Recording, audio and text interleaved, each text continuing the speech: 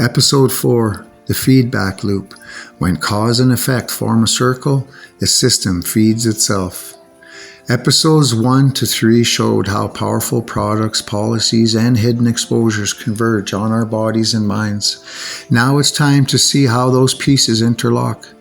This isn't a set of isolated problems. It's a single feedback loop, a self-perpetuating cycle of harm and profit. Think about the sequence. Children raised on ultra-processed foods develop behavioral symptoms. Instead of addressing diet or environment, schools refer them for evaluation. Looser diagnostic thresholds label them with ADHD or others. Daily stimulants manage symptoms but suppress appetite, sleep, and growth. Those side effects create new medical needs, from sleep aids to appetite enhancers to mood stabilizers. Each intervention is legal, regulated, and marketed as evidence-based, yet the overall outcome is a generation dependent on pills for problems rooted upstream. This pattern extends beyond children. Adults exposed to endocrine disruptors, heavy metals, or chronic stress develop fatigue, anxiety, metabolic diseases. Symptoms are medicalized, then medicated. Long-term drug use produces withdrawal syndromes mistaken for relapse, justifying higher doses. New disorders are coined to describe new constellations of side effects. The loop keeps turning. Regulatory agencies meant to break this cycle often reinforce it.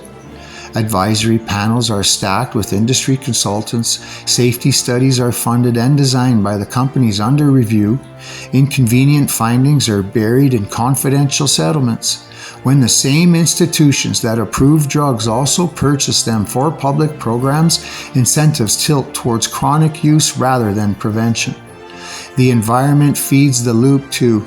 Pharmaceutical residues from human excretion enters our rivers and groundwater, altering wildlife and re-entering our taps.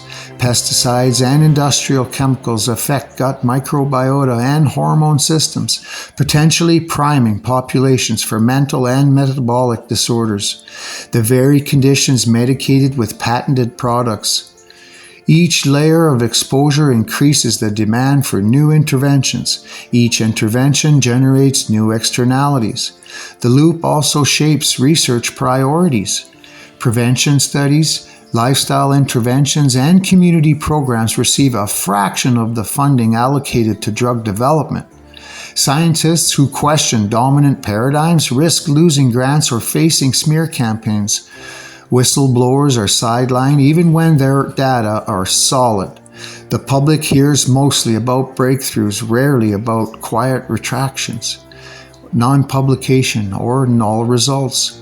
This is not to say every actor is malicious or every technology useless.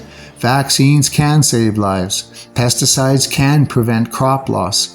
Psychotropics can stabilize crises. But a system built on quarterly profit and revolving doors will, by design, prioritize products that generate an ongoing revenue over one-time solutions. Without counter pressures from citizens, watchdogs, and independent science, the loop tightens. Pause for a moment and map your own life into this cycle. What products, habits, or prescriptions in your routine are responses to problems created upstream by policy or commerce? How much of your healthcare is actually damage control? Seeing the loop is the first act of freedom because it reveals that the pieces are connected and therefore can be disrupted. Feedback loops can also work in reverse. Policies that clean water, improve school food, regulate advertising, and fund independent research can reduce disease and drug dependence simultaneously. Communities growing their own food, sharing open data, and demanding transparency are already creating small counter loops of resilience.